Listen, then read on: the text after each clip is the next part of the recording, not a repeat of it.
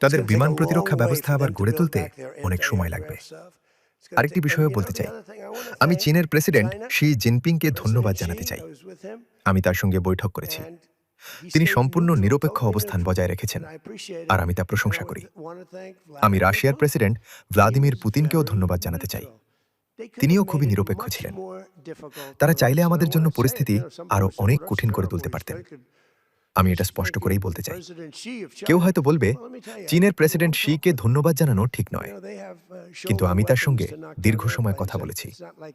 আপনারা জানেন, তাদের কাছে কাঁধে বহনযোগ্য এমন অস্ত্র রয়েছে যা দিয়ে বিমান ভূপাতিত করা যায়। এগুলো বড় ধরনের ক্ষেপণাস্ত্র নয়, কিন্তু বেশ নির্ভুল। আমি তাকে বলেছিলাম, ইরানকে যেন এ ধরনের অস্ত্র না দেওয়া হয় বা বিক্রি না করা হয়। আর জানেন কি, বেশিরভাগ ক্ষেত্রেই তিনি তা করেননি। তাই আমি তাদের ধন্যবাদ জানাতে চাই, কারণ তাদের এই অবস্থান পরিস্থিতিকে অনেকটাই সহজ করেছে।